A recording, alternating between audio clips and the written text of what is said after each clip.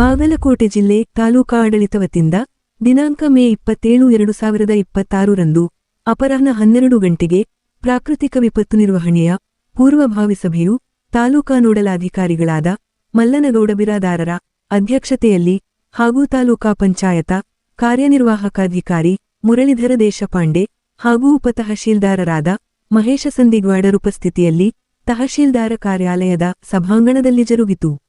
ಈ ಒಂದು ಪೂರ್ವಸಭೆಯಲ್ಲಿ ಹಾಜರಿದ್ದ ತಾಲೂಕಿನ 27 ಇಲಾಖೆಗಳ ಅಧಿಕಾರಿಗಳನ್ನು ಉದ್ದೇಶಿಸಿ ನೋಡಲಧಿಕಾರಿಗಳಾದ ಮಲ್ಲನಗೌಡರು ಹಾಗೂ ತಾಲೂಕಾ ಪಂಚಾಯತ ಕಾರ್ಯನಿರ್ವಾಹಕಾಧಿಕಾರಿ ಮುರಳಿರು ಮಾತನಾಡಿ, ನದಿತಟದಲ್ಲಿ ನೆರೆ ಮತ್ತು ಪ್ರವಾಹಕ್ಕೆ ತುತ್ತಾಗುವ ಪ್ರದೇಶಗಳಲ್ಲಿ ಎಂಜಿನಿಯರ್ಗಳು, ಗ್ರಾಮಾಡಳಿತಾಧಿಕಾರಿಗಳು ಹಾಗೂ ಪಿಡಿಒಗಳು ಯಾವುದೇ ಮಾನವ ಜೀವಹಾನಿ ಮತ್ತು ಜಾನುವಾರುಗಳ ಪ್ರಾಣಹಾನಿಯಾಗದಂತೆ ಮುಂಜಾಗ್ರತಾ ಕ್ರಮವಾಗಿ ಅನುಸರಿಸಬೇಕಾದ ಪ್ರಕ್ರಿಯೆಗಳ ಬಗ್ಗೆ ಮಾಹಿತಿ ನೀಡಿದರು. ನಂತರ ಅಂಗನವಾಡಿ ಮತ್ತು ಶಾಲೆಗಳು ಶೀತಲಗೊಂಡು ದುರಸ್ತಿಗೆ ಒಳಗಾಗಿದ್ದರೆ ಅವುಗಳನ್ನು ಸುರಕ್ಷಿತ ಸ್ಥಳಗಳಿಗೆ ಸ್ಥಳಾಂತರಿಸುವಿಕೆ ಹಾಗೂ ಪುರಸಭೆ, ಪಟ್ಟಣ ಪಂಚಾಯತಿ, ಗ್ರಾಮ ಪಂಚಾಯತ ವ್ಯಾಪ್ತಿಯ ಪ್ರದೇಶಗಳ ಚರಂಡಿಗಳನ್ನು ಶುಚಿತ್ವಗೊಳಿಸುವುದು ಹಾಗೂ ಹರಿದ ಬಿದ್ದು ವಿದ್ಯುತ್ತಂತಿಗಳು ಸ್ಪರ್ಶವಾಗದಂತೆ ಮುಂಜಾಗ್ರತೆ ವಹಿಸುವಂತೆ ಹಾಗೂ ಕೈಗೊಂಡ ಕ್ರಮಗಳ ಬಗ್ಗೆ 24 ಗಂಟೆಗಳಲ್ಲಿ ವರದಿ ಸಲ್ಲಿಸುವಂತೆ ನಿರ್ದೇಶನ ನೀಡಿದರು. ವಿಶೇಷವಾಗಿ ಪದೇ ಪದೇ ಪ್ರವಾಹಕ್ಕೆ ಒಳಗಾಗುವ ನದಿಪಾತ್ರದ ಪ್ರದೇಶಗಳು ಹಾಗೂ ಬ್ಯಾರೇಜ್, ಚೆಕ್ ಡ್ಯಾಂ, ಹಳ್ಳಕೊಳ್ಳಗಳಲ್ಲಿ ನಿಗಾವಹಿಸುವಂತೆ ಸೂಚಿಸಿದರು. ನಂತರ ಕೇಂದ್ರ ಗೃಹ ಮಂತ್ರಾಲಯವು ದಿನಾಂಕ ಜುಲೈ 11, 2023 ರಂದು ಹೊರಡಿಸಿದ ಮಾರ್ಗಸೂಚಿಯನ್ವಯ ರಾಷ್ಟ್ರೀಯ ಮತ್ತು ರಾಜ್ಯ ವಿಪತ್ತು ಪರಿಹಾರ ನಿಧಿಯಿಂದ ಪ್ರಾಕೃತಿಕ ವಿಕೋಪದಿಂದ ಅತಿವೃಷ್ಟಿ, ಪ್ರವಾಹಕ್ಕೆ ತುತ್ತಾದ ಸಂತ್ರಸ್ತರಿಗೆ ಪೂರ್ಣ ಹಾನಿಯಾಗುವ ಮನೆಗಳ ಪುನರ್ನಿರ್ಮಾಣಕ್ಕೆ 1,20,000 ರೂಪಾಯಿಗಳ ಪರಿಹಾರ ಹಾಗೂ ದೇವರಾಜ ಅರಸು ವಸತಿ ಯೋಜನೆಯಡಿ ಗ್ರಾಮೀಣ ಮತ್ತು ನಗರ ಪ್ರದೇಶದ ಸಾಮಾನ್ಯ ವರ್ಗಗಳ ಮಂಜೂರು ಮಾಡುವ ಮನೆಗೆ 1,20,000 ರೂಪಾಯಿಗಳು ಪರಿಹಾರ ಪಾವತಿಸುವ ಹಾಗೂ SC/ST ವರ್ಗಗಳಿಗೆ 1,50,000 ರೂಪಾಯಿಗಳನ್ನು ಮಂಜೂರಾತಿ ಮಾಡುವುದು. ನಂತರ ಅನುಮೋದನೆ ಮಾಡಿ ವಿವರಗಳೊಂದಿಗೆ ಫಲಾನುಭವಿಗಳ ಪಟ್ಟಿಯು RGRHCL ಪರಿಹಾರ ತಂತ್ರಾಂಶದಲ್ಲಿ ಜಿಲ್ಲಾಧಿಕಾರಿಗಳ ಹಂತದಲ್ಲಿಯೇ ನಮೂದಿಸಲ್ಪಡುವ ನಂತರ ಅನಧಿಕೃತ ಜಮೀನಿನ ಪೂರ್ಣ ಹಾನಿಯಾಗುವ ಮನೆಗೆ 1 ಬಾರಿ ಪರಿಹಾರವಾಗಿ 1,00,000 ರೂಪಾಯಿಗಳು ಪಾವತಿಯಾಗುವ ಮತ್ತೆ ಮನೆಯ ಮಂಜೂರಾತಿ ನೀಡದಿರುವ ಬಗ್ಗೆ ಮಾರ್ಗಸೂಚಿಯಲ್ಲಿ ತಿಳಿಪಡಿಸಲಾಗಿದೆ. ನಂತರ ಕೇಂದ್ರ ಗೃಹ ಮಂತ್ರಾಲಯದಿಂದ ಮನೆಹಾನಿಯ ಪರಿಹಾರಕ್ಕೆ ವರ್ಗೀಕರಿಸಿದ ಅನ್ವಯ ಪ್ರತಿಶತ 15ಕ್ಕಿಂತ ಮೇಲ್ಪಟ್ಟು ಹಾಗೂ ಪ್ರತಿಶತ 20ಕ್ಕಿಂತ ಕಡಿಮೆ ಪ್ರಮಾಣದಲ್ಲಿ ಮನೆ ಮೇಲ್ಛಾವಣಿ, ಹಂಚು, ಶೀಟುಗಳು, ಬಾಗಿಲು, ಕಿಟಕಿಗಳು ಸೇರಿ ಇತರೆ ಹಾನಿಯಾದರೆ ಅದನ್ನು ಭಾಗಶಃ ಹಾನಿ ಎಂದು ಪರಿಗಣಿಸಿ 6,500 ದಿಂದ 50,000 ರೂಪಾಯಿಗಳನ್ನು ಪರಿಹಾರ ಪಾವತಿಸುವಿಕೆ ಹಾಗೂ ರಾಜ್ಯ ಸರ್ಕಾರ ಮತ್ತು ವಿಪತ್ತು ಪರಿಹಾರ ನಿಧಿಯಿಂದ ಪ್ರತಿಶತ 50ಕ್ಕಿಂತ ಮೇಲ್ಪಟ್ಟು ಹಾಗೂ ಪ್ರತಿಶತ 75ಕ್ಕಿಂತ ಕಡಿಮೆ ಪ್ರಮಾಣದಲ್ಲಿ ಗೋಡೆಗಳ ಬಿರುಕು, ಭೂಕುಸಿತ ಸೇರಿ ಇತರೆ ಹಾನಿಗೊಳಗಾದ ಮನೆಗಳಿಗೆ ಮಧ್ಯಮ ಪ್ರಮಾಣದ ಹಾನಿಯೆಂದು ಪರಿಗಣಿಸಿ 30,000 ರೂಪಾಯಿಗಳು ಪಾವತಿಸುವ ಹಾಗೂ ಮನೆಗಳ ಗೋಡೆ ಕುಸಿತ, ಮೇಲ್ಛಾವಣಿ ಹಾನಿಗೊಳಗಾದರೆ ಪ್ರತಿಶತ 50ಕ್ಕಿಂತ ಮೇಲ್ಪಟ್ಟು ಹಾಗೂ 75ಕ್ಕಿಂತ ಕಡಿಮೆ ಪ್ರಮಾಣದಲ್ಲಿದ್ದರೆ ಹೆಚ್ಚು ಪ್ರಮಾಣದ ಹಾನಿಯೆಂದು ಪರಿಗಣಿಸಿ 50,000 ರೂಪಾಯಿಗಳನ್ನು ಪಾವತಿಸುವ ಪ್ರಕ್ರಿಯೆ ಮಾಹಿತಿಯು ತಾಲೂಕಾ ಆಡಳಿತದಿಂದ ಮಾಹಿತಿ ಲಭ್ಯವಾಗಿದೆ. ನಂತರ ತಹಶೀಲ್ದಾರರಾದ ಪ್ರದೀಪಕುಮಾರ ಹಿರೇಮಠ ಹಾಗೂ ತಾಲೂಕಾ ನೋಡಲಾಧಿಕಾರಿ ಬಿರಾದಾರರಿಗೆ ಮಾಧ್ಯಮ ಪ್ರತಿನಿಧಿಗಳು ಸಂಪರ್ಕಿಸಿ ಪ್ರಾಕೃತಿಕ ವಿಕೋಪದಿಂದ ಅತಿವೃಷ್ಟಿ, ಪ್ರವಾಹ ಮತ್ತು ನೆರೆಗೆ ತುತ್ತಾಗುವ ಸಂತ್ರಸ್ತರಿಗೆ ಸಿಗುವ ಪರಿಹಾರ ಬಗ್ಗೆ ಕೇಳಲಾದ ಪ್ರಶ್ನೆಗಳಿಗೆ ಪ್ರತಿಕ್ರಿಯಿಸಿ ಮಾತನಾಡಿದವರು ಮಾಹಿತಿ ನೀಡುತ್ತಾ ಇತರೆ ಕೇಳಲಾದ ಪ್ರಶ್ನೆಗಳಿಗೆ ಉತ್ತರಿಸಿದರು. ಈ ಪೂರ್ವಭಾವಿ ಸಭೆಯಲ್ಲಿ ವಿವಿಧ ಇಲಾಖೆಯ ಅಧಿಕಾರಿಗಳು, ಪಿಡಿಒಗಳು ಉಪಸ್ಥಿತರಿದ್ದರು. Loknayak Kannada news bureau report Hungund.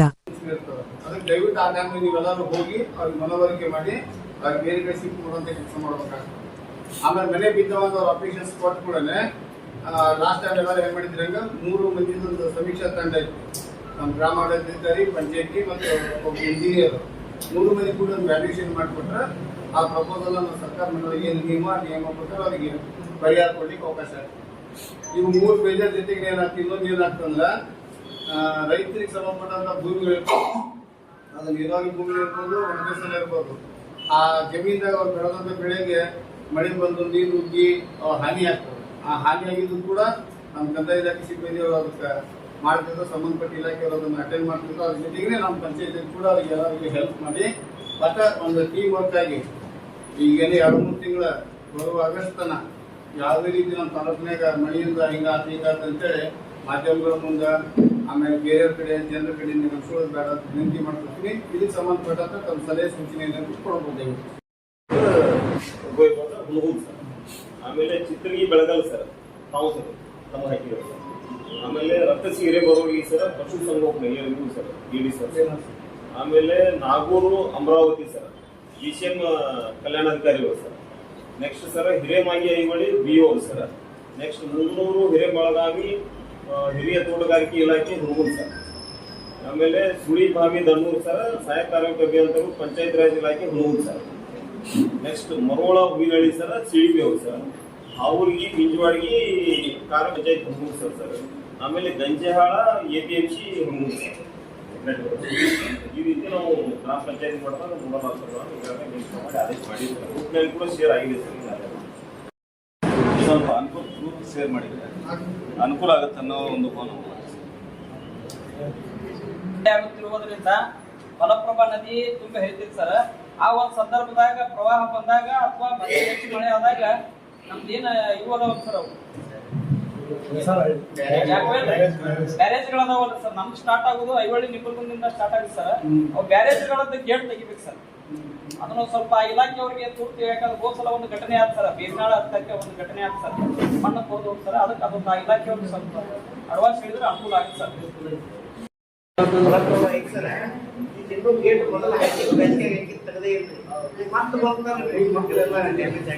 ಈಗ ಕುಡಿಯ ನೀರಿನ ಸಂಬಂಧ ನೀರಿನ ಸಂಬಂಧ ಅದ ಕ್ಲೋಸ್ ಅದಾವ ಸರ್. ಈಗ ಆ ತರ ಏನ್ರ ಪ್ರವಾಹ ಬಂದ ಸಂದರ್ಭದಲ್ಲಿ ತುರ್ತು ಅಲ್ಲಿ ಮ್ಯಾಗ ಏನ್ರ ಬೆನ್ನಿ ಹಾಳ ಎಲ್ಲ ತುಂಬಿ ಅಂದ್ರೆ ಸ್ವಲ್ಪ ತೆಗಿಯಕ ಹೇಳ್ಬೇಕು ಸರ್. ಯಾಕಂದ್ರೆ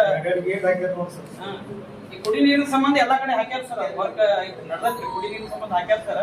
ಪ್ರವಾಹ ಬಂದ ಸಂದರ್ಭದಲ್ಲಿ ತುರ್ತು ತೆಗಿಯಕ ದಾಗ ಕಾಂಗ್ರೆಸ್ ಸಾಕ್ಷಿ ಎಲ್ಲಾ ವರ್ಕ್ ಮಾಡ್ತೀವಿ ಸರ್. ಐದು ಮನೆ ಒಳಗ ಜಂಟಿ ಸಮೀಕ್ಷಾ ತಂಡ 4 ಜನಕ್ಕೆ ಐತ್ರಿ. ಒಬ್ರು ಇಂಜಿನಿಯರ್ ಅವರು, ಒಬ್ರು PDO, ಒಬ್ರು ತಲಾಟಿಯವರು, ಒಬ್ರು RI ಮತ್ತು ಕುಟುಂಬದವ್ರು ಸೈಟ್ ಉಳಿದ್ರಿ. ಆ ಒಂದು ಸಂದರ್ಭದಲ್ಲಿ 24 ಅವರ್ಸ್ನೇ ನಾವು ಇಲಾಖೆಗೆ ಮಾಹಿತಿ ಕೊಡಬೇಕಾಗಿರ್ತೈತಿ, ತುರ್ತು ಪರಿಹಾರ ಕೊಡೋದಿರುತ್ತೆ. ಆ ಒಂದು ಸಂದರ್ಭದಲ್ಲಿ ಆ ಸಂಬಂಧಪಟ್ಟಂತ ಇಂಜಿನಿಯರ್ಸ್ ಕೂಡಲೇ ಬಂದ್ರಂದ್ರೆ ಸ್ವಲ್ಪ ನಮ್ಗೆ ಅನುಕೂಲ ಆಗುತ್ತೆ. ಯಾಕಂದ್ರೆ ನಾವು PDO ಎಲ್ಲರೂ ಕೂಡ ಅವ್ರು ಬಂದ್ರೆ ಸ್ವಲ್ಪ ಹೆಲ್ಪ್ ಆಗುತ್ತೆ, ಫೈಲ್ ಕಳ್ಸಕ್ಕೆ ಅನುಕೂಲ ಆಗುತ್ತೆ. ಇಲ್ಲಿವರೆಗೆ ಆಲ್ರೆಡಿ ವಾಟ್ಸಪ್ ನನಗೆ ಏನು ಮಾಡ್ಬೇಕನ್ನೋದನ್ನು ಇನ್ಸ್ಟ್ರಕ್ಷನ್ ಕೊಟ್ಟಿದ್ದಾರೆ. ನಾನೇನು ಜಾಸ್ತಿ ಹೇಳೋದು ಅವಶ್ಯಕತೆ ಇಲ್ಲ. ಒಂದು ಫಸ್ಟಾಗಿ ನಾನು ಹೇಳೋದು ಒಂದು 5-6 ಪಾಯಿಂಟ್ಗಳಿದ್ದಾವೆ. ಒಂದು ಗ್ರಾಮ ಪಂಚಾಯತಿ ಮತ್ತು ಮಟ್ಟದಲ್ಲಿ ಡ್ರೈನೇಜ್ಗಳನ್ನ ಎಲ್ಲ ಈಗ ಕಟ್ಟೋದ್ರಿಂದ ಏನಾರಾಗಿ ಡ್ರೈನೇಜ್ಗಳಲ್ಲಿ ಯಾವ ಬ್ಲಾಕ್ ಆಗಿದೆ ಅವತ್ತು ನೋಡ್ಕೊಂಡು ನೀವೆಲ್ಲರೂ ಗ್ರಾಮ ಪಂಚಾಯತಿ ಮಟ್ಟದಲ್ಲಿ ಯಾರಿದ್ದಾರೆ ಅವರೆಲ್ಲ ಕ್ಲಿಯರ್ ಮಾಡ್ಕೋಬೇಕು. ಒಂದು ಆಮೇಲೆ PWD ಮತ್ತು ಜಂಟಿ ಇಂಜಿನಿಯರ್ಸ್ಗಳು ಈ CDಗಳ ಬ್ಲಾಕ್ ಆಗಿರ್ತಾವೆ ಎಲ್ಲೆಲ್ಲರ. ಆ CD ಬ್ಲಾಕ್ಗಳನ್ನ ನೀವು ತೆರವುಗೊಳಿಸಿದ್ರೆ ಅದು ಫ್ಲಡ್ ಆಗಲ್ಲ. ಈಸಿ ಫ್ಲೋ ಆಗಿಬಿಡ್ತಂದ್ರೆ ಏನು ಎಲ್ಲಿ ಸಮಸ್ಯೆ ಆಗೋದಿಲ್ಲ. ಅವತ್ತು ನೀವೆಲ್ಲ ಕ್ಲಿಯರ್ ಮಾಡ್ಕೋಬೇಕು ಅಂತ. ಆಮೇಲೆ ವಿದ್ಯುತ್ ಇಲಾಖೆಯವರು ನಾನು ಹೇಳ್ತಾ ಇರೋದು ಅಂದ್ರೆ ಬಂದಾರ ಎಲ್ಲ ಗೊತ್ತಿಲ್ಲ ಅವ್ರಿಗೆ. ಕಂಬಗಳು ಈಗ ಬ್ಯಾಸ್ಗಳಿಗೆ ಇದಾಗಿ ಅವು ಯೂಸ್ ಆಗಿರ್ತವೆ. ಈ ಸ್ವಲ್ಪ ಮತ್ತು ಗಾಳಿ ಮಳೆಗೆ ಅವು ಬೀಳ್ದು ಏನೋ ಅನಾಹುತ ಆಗುವಂಥ ಚಾನ್ಸಸ್ ಇರ್ತವೆ. ಮತ್ತು ಹರಿದು ಕೆಳಗಿದ್ದು ಅಂದ್ರೆ ವೈರ್ಗಳು ಡೇಂಜರ್. ಯಾರ ಕೈ ಇಡ್ತಾರೋ ಏನು ಗೊತ್ತಾಗಲ್ಲ. ಅಲ್ಲಿ ಅಡ್ವಾಂಟೇಜ್ ಎಲ್ಲೆಲ್ಲೂ ಇರ್ತಾವೆ, ಯಾರು ನೋಡಿರ್ತಾವೆ. ಅವಕ್ಕೂ ಸ್ವಲ್ಪ ಏನು ಯಾರು ಇರ್ತಾರೋ ಅವಕ್ಕೂ ಸ್ವಲ್ಪ ಅವ್ರು ಮಾನಿಟರ್ ಮಾಡ್ತಿರ್ಬೇಕು. ಆಮೇಲೆ ಹಳ್ಳಿಗಳಲ್ಲಿ ಈಗ ಮನೆ ಸರ್ ಹೇಳಿದಂಗೆ ಮನೆಗಳು ಅಥವಾ ಏನಾದರೂ ಡ್ಯಾಮೇಜ್ ಆದರೆ ಇಮಿಡಿಯೇಟ್ ನೀವು ರಿಪೋರ್ಟ್ ಮಾಡಿದ್ರೆ ಅದರಿಂದ ಮಾನ್ಯ ಜಿಲ್ಲಾಧಿಕಾರಿಗಳ ಮಟ್ಟದಲ್ಲಿ ಅದನ್ನು ಕ್ರಮ ವಹಿಸ್ಕೊಂಡು ಅವ್ರು ಪರಿಹಾರ ಕೊಡುವಂಥ ವ್ಯವಸ್ಥೆಯನ್ನು ಅವ್ರು ಮಾಡ್ತಾ ಇದ್ದಾರೆ. ಆಮೇಲೆ ಅಂಗನವಾಡಿ ಮತ್ತು ಶಾಲೆಗಳು ಯಾವಾಗ ಅವು ಡ್ಯಾಮೇಜ್ ಇದ್ದು ಅಥವಾ ಈ ಮಳೆಗೆ ಏನಾದರೂ ಬೀಳೋಂಗಿತ್ತು ಅಂದರೆ ಅವ್ರನ್ನ ಎಲ್ಲವಕ್ಕೂ ಅಲ್ಲಿ ಆ ಕ್ಲಾಸ್ಗಳನ್ನ ಅಲ್ಲಿ ನಡೆಸ್ಲಾರ್ದ ಬೇರೆ ಕಡೆ ಎಲ್ಲರೂ ನಡೆಸಿ ತಾತ್ಕಾಲಿಕವಾಗಿ ಕ್ರಮ ಕೈಗೊಳ್ಬೇಕು. ಇಲ್ಲಾಂದ್ರೆ ಈ ಮಳೆಗೆ ಎಲ್ಲ ಕಡೆ ಸ್ಲ್ಯಾಬ್ಗಳು ಕಟ್ಟಾಗಿ ಬೀಳ್ತಾ ಇರ್ತಾವೆ. ನೀವು ಯಾರು ಒಂದು ಹುಡುಗರ ಮೇಲೆ ಒಂದೇ ಬಿತ್ತು ಅಂತಂದ್ರೂ ಅದು ಡೇಂಜರೇ. ಅದಕ್ಕೆ ನೀವು ಯಾರು ಆ ಥರ ಇತ್ತು ಅಂತಂದ್ರೆ ನೀವು ಯಾರು ವಿಡಿಯೋಗಳಾಗಲಿ ಅದು ಮೇಡಮ್ ಮತ್ತು ಕಲ್ಯಾಣ ಇಲಾಖೆ ತಮ್ಮನಿಗೆ ಇನ್ಸ್ಟ್ರಕ್ಷನ್ ಕೊಟ್ಟರೆ ಅದು ಒಂದು ಸ್ವಲ್ಪ ಡ್ಯಾಮೇಜ್ ಆಗುತ್ತೆ. ಎಲ್ಲಿ ಸರಿ ಇರ್ತದೆ ಅಲ್ಲಷ್ಟೇ ಆ ಮಳೆ ಬಂದು ಹೊತ್ತಿನಾಗ ಅದನ್ನು ಸ್ವಲ್ಪ ನೋಡ್ಕೊಂಡ್ರೆ ಅದೆಷ್ಟು ಇದಾಗ್ತದೆ. ಆಮೇಲೆ ಈ ಗೇಟ್ಗಳನ್ನ ಅದು ನೀವು ಯಾರು ಅಲ್ಲಿ ಇರ್ತದೆ ಏನೇ ಹೇಳಿದ್ರು ಈ ಸದ್ಯದ ಮಟ್ಟಿಗೆ ಹೆಂಗಿದ್ರೆ ಎಲ್ಲ ಕಡೆ ಬರ್ತಾ ಇದೆ. ಗೇಟ್ಗಳನ್ನು ಓಪನ್ ಮಾಡಿಸಿ ಇಟ್ಕೊಳ್ಳೋದು ಚಲೋ ಈ ಸದ್ಯಕ್ಕೆ. ಈಗ ನಾನು ನೋಡಿ ಈಗ ಬರ್ತಾ ಇದೆ ಪ್ರವಾಹ. ಅದಕ್ಕೆ ನೀವೆಲ್ಲರೂ ಬ್ಯಾಲೆನ್ಸ್ ಮಾಡ್ಕೊಂಡು ಇದು ಮಾಡ್ಕೊಂಡ್ರೆ ಎಲ್ಲರೂ ಏನೇ ಇರುತ್ತೋ ಇಮಿಡಿಯೇಟ್ ನೀವು ರಿಪೋರ್ಟ್ ಮಾಡಿದ್ರಂದ್ರೆ ಈ ತಾಲೂಕು ಅಥವಾ ಜಿಲ್ಲಾ ಮಟ್ಟದಲ್ಲಿ ಕ್ರಮ ಕೈಗೊಳ್ಳಕ್ಕೆ ಈಸಿ ಆಗ್ತದೆ. ನೀವು ಗೊತ್ತಾಗಿರೋದು ಒಬ್ಬರ ಮ್ಯಾಗ ಒಬ್ರು ಹಾಕೋದು ಈಗ 4 ಮಂದಿ ಇದ್ದಾರೆ ಅಂತೇಳಿ ಅವ್ರ ಮ್ಯಾಗ ಇವ್ರ ಮ್ಯಾಗ ಅವ್ರಿಗೆ ಇಲಾಖೆ ಒಳಗೆ ಆ ಥರ ಇರ್ತದೆ. ಯಾರಿಗೆ ಗೊತ್ತಾದ್ರೂ ಇಮಿಡಿಯೇಟ್ ಯಾರಿಗಾರ ಗೊತ್ತಾಗ್ತದೆ ಅವ್ರು ಇಮಿಡಿಯೇಟ್ ಅದು ಕ್ರಮ ಕೈಗೊಂಡ್ರೆ ಅಂದ್ರೆ ಅದು ಮುಂದೆ ಏನು ಆಗ್ಲಾರ್ದಂಗೆ ನೋಡ್ಕೊಳಕ್ಕೆ ನಮ್ಗೆಲ್ಲರಿಗೆ ಇದು ಆಗ್ತದೆ ಅನ್ನೋದು ವಿಷಯನ ಹೇಳ್ತಾ ಇದ್ದೀನಿ. ಮತ್ತು ಇನ್ನೇನು ಜಾಸ್ತಿ ಏನಿರಲ್ಲ, ಇನ್ನು ಈಗ ಸ್ಟಾರ್ಟ್ ಆಗಿದೆ, ಏನು ಸಮಸ್ಯೆ ಬರ್ತಾವಂತ ಎಲ್ಲರಿಗೂ ನಿಮ್ಗೆ ಗೊತ್ತಾಗಿರಲ್ಲ. ಇನ್ನೊಂದು ಅನ್ಎಕ್ಸ್ಪೆಕ್ಟ್ ಆಗಿ ಸ್ಟಾರ್ಟ್ ಇರ್ತಾರೆ ಹುಡುಗರು ಅಂತ ಮೋಸ ಮಾಡಕ್ಕಂತ ಹೋಗ್ತಾವೆ, ಏನೇನೋ ಮಾಡಕ್ಕೆ ರೀಲ್ ಮಾಡ್ತಕ್ಕೆ ಹೆಚ್ಚಾಗಿ ರೀಲ್ ಮಾಡಕ್ಕಂತ ಹೋಗ್ತಾವೆ.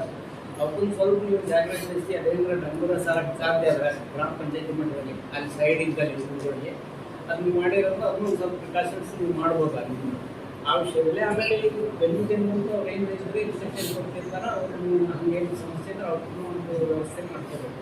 ಆಮೇಲೆ ಶಾಲೆ ಕಾಲೇಜುಗಳು ನೀವು ನೋಡಿ ಹಂಗೆ ಬೇಜಾರಿತ್ತು ಪ್ರೋತ್ಸಾಹಿಲ್ಲ ಅಂದ್ರೆ ಅವತ್ತು 2 ದಿವಸ ಸೂಟಿ ಕೊಟ್ಟರು ನಡೀತದೆ. ಅವತ್ತು 1 ದಿವಸ ಹೇಗಂದ್ರೆ ಯಾವ ಥರ ಅಪ್ಡೇಟ್ ಇದು ಮಾಡ್ತೀವಿ ಆ ಥರ ಸಮಸ್ಯೆ ಇದೆ. ಹಂಗೆ ಕೇಳಲ್ಲ, ಇದಕ್ಕೆ 1 ರೂಮ್ 2 ರೂಮ್ ಕೆಲವು ಇರ್ತಾವೆ, ಅಲ್ಲಿ ನಿರ್ವಹಿಸಿದ್ರೆ ನಡೀತದೆ. ಅದೊಂದು ಔಷಧದಲ್ಲಿ ನೋಡ್ತಾರೆ. ವೈರ್ಗಳು ಮಾತ್ರ ಬೀಳ್ತಿರ್ತವೆ ಬೇಕಲ್ಲೇ ಅವೇ ಬರ್ತಾ ಇರ್ತವೆ ಎಲ್ಲರ. ಅವು ಮಳೆಗೆ ಹರಿದು ಬಿದ್ದುಬಿಡ್ತವೆ, ಯಾರು ನೋಡಿರಲ್ಲ ಅಲ್ಲಿ.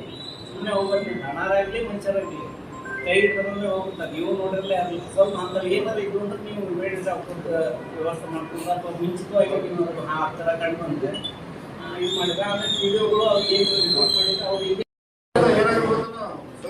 ಇರೋದ್ರ ಒಂದು ಕಂಬ ಒಂದು PC ಏನೋ ಪ್ರಾಬ್ಲಮ್ ಆಗಿ ಇಮಿಡಿಯೇಟ್ ಅಟೆಂಡ್ ಮಾಡಲಿಲ್ಲ, ಅವಾಗ ಸಿಕ್ಕಾಪಟ್ಟಿ ಮಳೆ ಇರ್ತದ, ನಿಮಗೂ ಪ್ರಾಕ್ಟಿಕಲ್ ತೊಂದರೆ ಇರ್ತೈತೆ. ಅದಾಗಲಿಲ್ಲಪ್ಪ ಅಂದ್ರೆ ಎಂಟೈರ್ ಸಿಸ್ಟಮ್ ಹೋಗ್ಬಿಡುತ್ತೆ. ಕುಡಿಯೋಕೆ ನೀರು ಇರಲ್ಲ, ತರಕಾರಿ ನೀರು ಇರೋದಿಲ್ಲ, ನಾವು ಎಲ್ಲ ಟೆಂಪ್ರರಿ ಶಾರ್ಟ್ ಮಾಡೋದು ಏನೇನು ಮಾಡೋದು ಹೋಗಿರೋದಿಲ್ಲ. ಅದು ಸ್ವಲ್ಪ ಆನಂದ ನೋಡ್ಕೊಂಡು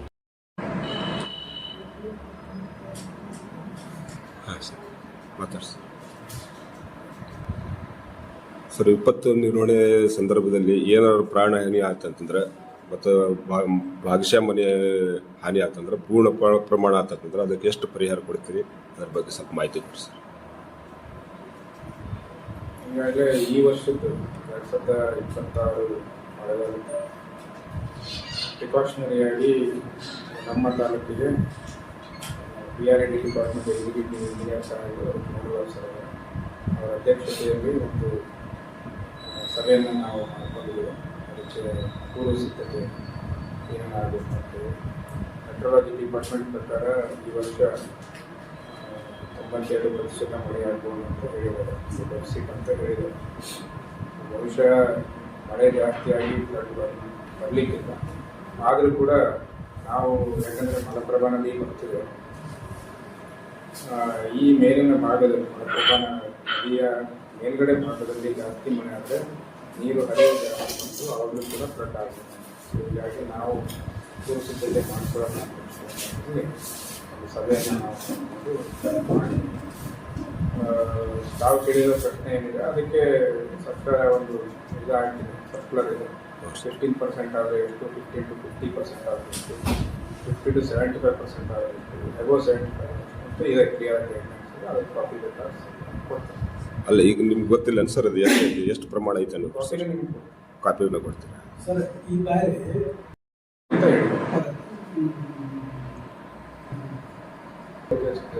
ಸಭೆಯಲ್ಲಿ ಏನೇನು ಈಗ ಮಳೆ ಬಂದಾಗ ಏನೇನು ಪ್ರಿಕಾಷನ್ ತಗೋಬೇಕು ಅಂತ ಹೇಳಿ ಅವರೆಲ್ಲ ನಾನು ಇನ್ಸ್ಟ್ರಕ್ಷನ್ ಕೊಟ್ಟಿದ್ದೀನಿ.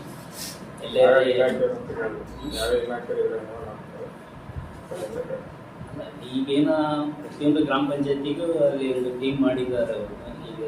ಈಗ ಅವರೆಲ್ಲರಿಗೆ ಏನೇನು ನೀವು ಪ್ರಿಕಾಷನ್ಸ್ ತಗೋಬೇಕು, ಮಳೆ ಫ್ಲಡ್ ಬಂದರೆ ಅದನ್ನು ಏನೇನು ಮಾಡಬೇಕು, ಅಥವಾ ಹೆಚ್ಚಾದರೆ ಗಂಜಿ ಕೇಂದ್ರಗಳನ್ನು ತೆರೆದಾಗಲಿ ಅಥವಾ ಗ್ರಾಮ ಪಂಚಾಯತಿ ಮಟ್ಟದಲ್ಲಿ ಜನರಿಗೆ ಅರಿವು ಮೂಡಿಸುವ ಕಾರ್ಯಕ್ರಮ ಆಗಲಿ ಅದೆಲ್ಲನೂ ಮಾಡಂತ ಹೇಳಿದ್ವಿ. ಆಮೇಲೆ ಇಮಿಡಿಯೇಟ್ ಮನೆಗಳು ಬಿದ್ದರೆ ಅಥವಾ ಏನಾದರೂ ಹಾನಿ ಆದರೆ ಇಮಿಡಿಯೇಟ್ ರಿಪೋರ್ಟ್ ಮಾಡಲಿಕ್ಕೆ ಹೇಳಿದ್ವಿ. ಮತ್ತು KBRD ಮತ್ತು ರಸ್ತೆ ನಿರ್ವಹಣೆ ಅಥವಾ ಚರಂಡಿ ನಿರ್ವಹಣೆಗಳನ್ನು ಸರಿಯಾಗಿ ನಿರ್ವಹಣೆ ಮಾಡಿ ಫ್ಲಡ್ ಆಗಲಾರ್ದ ನೋಡ್ಕೊಳ್ಳಿ ಅಂತ ಹೇಳಿ ನಾನು ಇನ್ಸ್ಟ್ರಕ್ಷನ್ ಇದಾಗಿದೆ ಅವ್ರಿಗೆ ಕೊಟ್ಟಿದ್ದೀನಿ.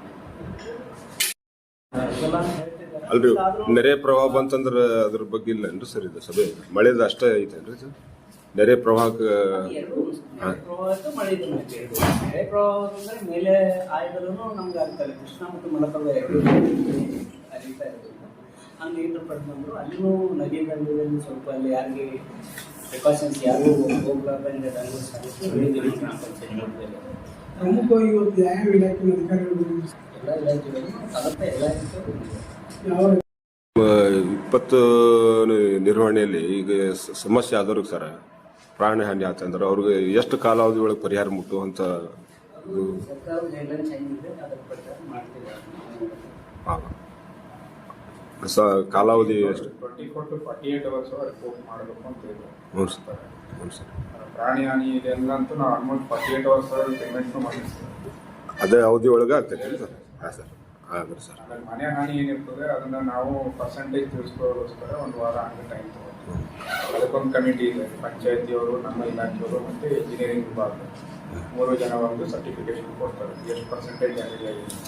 ಸೊ ಅದು ಮಾಡಲಿಕ್ಕೆ ಒಂದು ಸ್ವಲ್ಪ ಕಾಲಾವಕಾಶ ತಗೊಳ್ತಾರೆ. ಸೊ ಅದ್ರ ಬೇಸಿಸ್ ನಾವು ಕೂಡ ಇಮಿಡಿಯೇಟ್ ಆಗಿ ಓಕೆ, ಥ್ಯಾಂಕ್ ಯು ಸರ್. ಇದು ಪ್ರಾಣಿ ಹಾನಿ ಅಂತೂ ಪ್ರಾಣಿ ಹಾನಿಯಾಗಲಿ ಮನೆ ನಾವು 48 hours ಅವರಿಗೆ ಬೆಳೆ ಹಾನಿ ಆದ್ರೂ ಅದನ್ನ ಇದು ಮಾಡ್ತೀರೇನು ಸರ್? ಬೆಳೆ ಹಾನಿ ಅದು ನಾವು ರಿಪೋರ್ಟ್ ಮಾಡ್ತೀವಿ. ಸ್ಟೇಟ್ ಇದು ಸಾರಿ ತಾಲೂಕು ಪೂರ್ತಿ ಇದಾದ್ರೆ ಅದನ್ನ ನೀವು ನೋಡಿ ಲಾಸ್ಟ್ ಟೈಮ್ ನಾವು ಹೇಗೆ ಮಾಡಿದ್ವಿ. ಹೌದು ಸರ್. ಅಲ್ಲ ಸರ್, ಈಗ ಕೆಲವೊಂದು ಗ್ರಾಮದಲ್ಲಿ ಈಗ ತುರ್ತು ಒಂದೊಂದು ಗ್ರಾಮ ಕಡೆ ಒಂದು ಬೇರೆ ಕಡೆ ಆಗ್ಲಾರ್ದ ಒಂದು ಕಡೆ ಆತಂತಂದ್ರೆ ಅಂಥವ್ರಿಗೆ ಏನೋ ತುರ್ತು ಕೊಡುವಂತ ವ್ಯವಸ್ಥೆ ಇದೆ? ಬೆಳೆ ಹಾನಿಗೆ ಏನು ಇಲ್ಲ, ನಾವು ಅದನ್ನ ರಿಪೋರ್ಟ್ ಮಾಡ್ತೀವಿ ಅಷ್ಟೇ. ಅದು ಡೈರೆಕ್ಟ್ DBT ಮೂಲಕ ಅವರು ಅಕೌಂಟ್ಗೆ ಸರ್ಕಾರದಿಂದ ಹೋಗ್ತದೆ. Okay sir. ಈ ಸಭೆ ನಿಮ್ಮ ಆಗ ಅವ್ರಿಗೂ ಕೂಡ ನಮ್ಮ ಜೊತೆಗೆ ಬೇಗ ರೆಸ್ಪಾನ್ಸ್ ಮಾಡಬೇಕಂತ ಅಂದ್ರೆ ಅವ್ರದ್ದೇನು ಸರ್ ಈಗೇನು ಅಮೀನುದ್ದೀನ್ ಸೆಕ್ಷನ್ ಲೈನ್ ಬರ್ತಾವ ಸರ್.